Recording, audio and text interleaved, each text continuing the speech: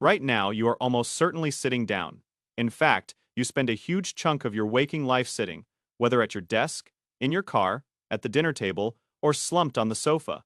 The chair is so completely ordinary that it has become invisible to you. So let us do something that sounds absurd. Let us delete every single chair on earth. No office chair, no dining chair, no stool, no sofa, no park bench. Nothing left to sit on at all except the bare floor. It sounds like a trivial little problem. It really is not. This is your life without a chair. And within about an hour, your body will start filing serious complaints. You wake up and shuffle to the kitchen for breakfast, and there is suddenly nowhere to sit, so you lower yourself down onto the hard floor. Cross-legged with the plate balanced in your lap, your back, spoiled by a lifetime of backrests, immediately begins to slump and ache with nothing at all to lean against. You try kneeling instead. You try stretching your legs out in front of you. Nothing feels right, because your body has genuinely forgotten how to sit without a piece of furniture holding it up. You shift and squirm, propping yourself against a wall and tucking a cushion behind your spine. But there is a reason we build backrests in the first place. An unsupported back has to hold itself upright using muscles that most of us have quietly let go soft and lazy over the years. Then you go to work, and things get noticeably worse. Your desk is built at chair height, but there is no chair, so you end up hunched over it on your knees, like some strange office monk, or standing with your spine bent into a question mark. By the middle of the morning, your knees ache, your hips have gone stiff, and your lower back is quietly screaming. And you realize something genuinely uncomfortable. Your body is not actually very good at sitting on the floor anymore. Years of soft chairs have slowly stiffened your hips and ankles, until the simple deep squat that a toddler drops into without thinking feels almost impossible for you. And yet, here is the real twist. For almost the entire span of human history, this was completely normal. Chairs, the very thing you cannot picture living without, were for most people either a rare luxury or a symbol of power they were never once allowed to touch. Billions of human beings lived full lives, ate every meal, worked hard, and rested well, without ever owning a single chair. So how did people manage to sit for thousands of years with no chairs at all? The answer is beautifully simple. They used their own bodies, and they used the floor. The most basic human seat is not a chair at all. It is the squat.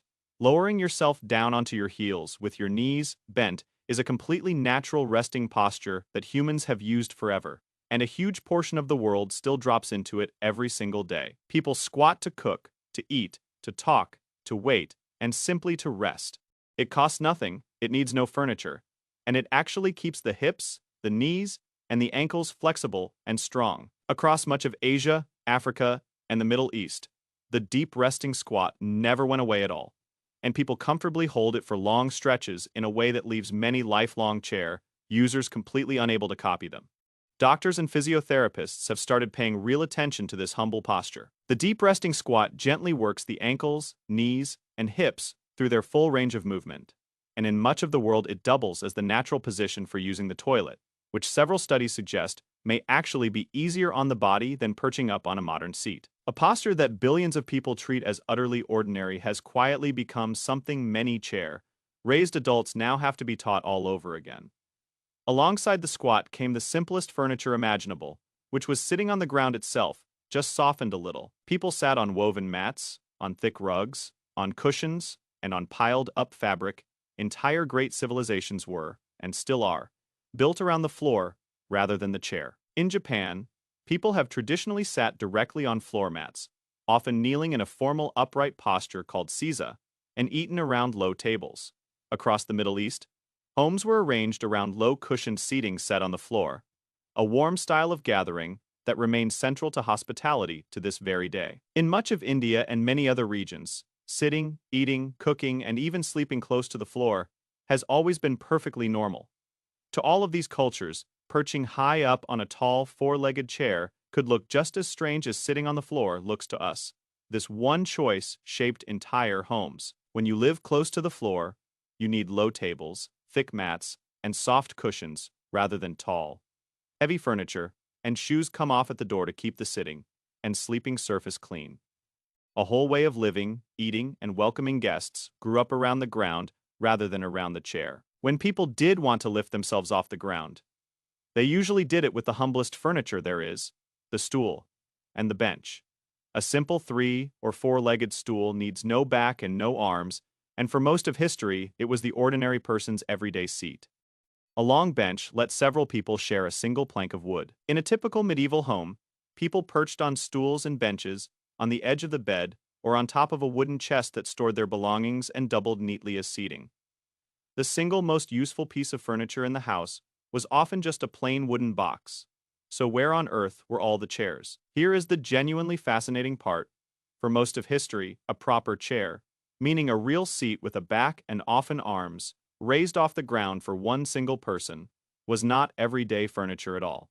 It was a symbol of authority. In a hall full of people sitting on benches, on stools, or on the floor, the one person who got to sit in the chair was the one who was in charge. This idea runs incredibly deep, right into the words we still use. The word chair comes from the ancient word cathedra, which simply meant a seat, and a cathedral is quite literally the church that contains the special chair or throne of a bishop. When we say that someone chairs a meeting, or we call them the chairman, or we say that a professor holds a chair at a university, we are echoing thousands of years in which the chair quietly meant power.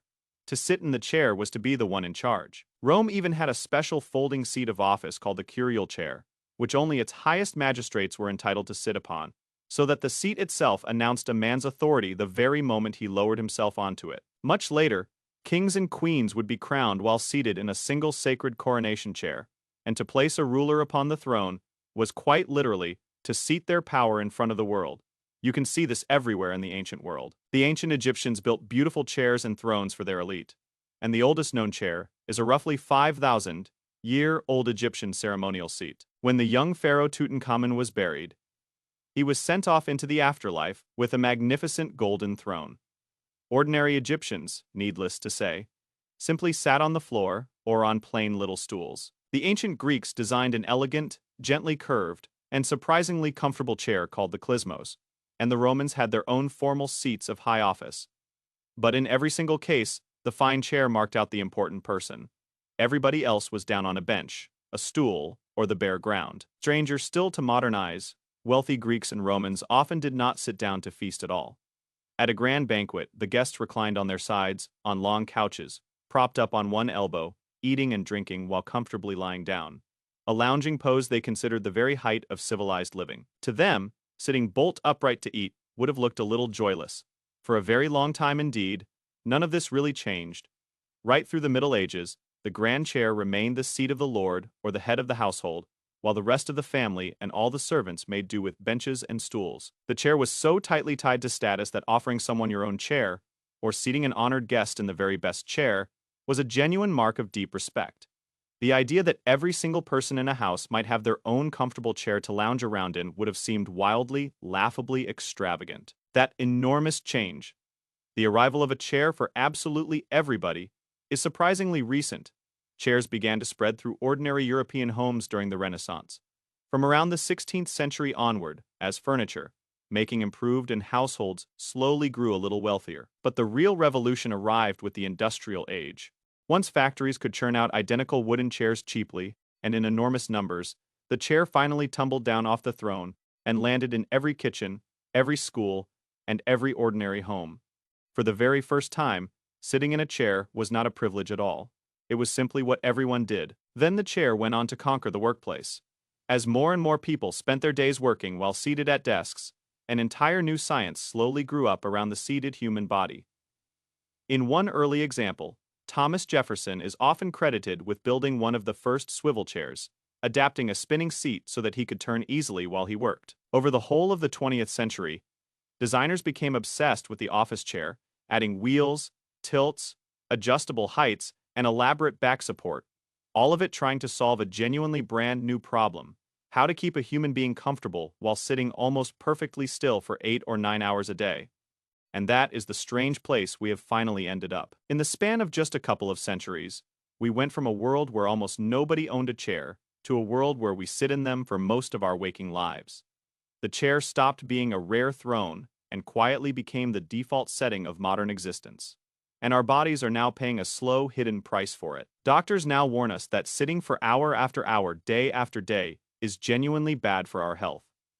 Long stretches of sitting are linked to weaker muscles, stiffer joints, poorer circulation, and a higher risk of several serious diseases, to the point that some researchers have grimly nicknamed the whole thing sitting disease. The very comfort that the chair handed us has quietly made us move less than almost any humans in history. Meanwhile, the many people who kept right on squatting and sitting on the floor have kept a flexibility in their hips and ankles that a great many lifelong chair sitters have simply, sadly lost. So the chair turns out to be a perfect little trap. It was first invented as a throne for the powerful, then it spread as a wonderful gift of comfort for everyone. There is a very good reason that doctors now practically beg us to stand up, stretch out, and move around every half hour or so. In an odd final twist, the newest fashion in offices is to escape the chair altogether, with standing desks, treadmill desks, and wobbly perching stools, all designed to coax workers back up onto their feet and moving again. After spending centuries learning how to sit down in perfect comfort, we are now spending good money trying to persuade ourselves to stand back up. So the next time you drop carelessly into a comfy chair without a single second thought, remember that you are sinking into something that was once reserved only for kings, and that your distant ancestors would have found genuinely astonishing. And then, just maybe, try doing the one thing that they could all do and that most of us have completely forgotten how to do. Get down onto the floor. Fold your legs beneath you and simply sit. Your hips, honestly, will thank you for it. See you in the next one.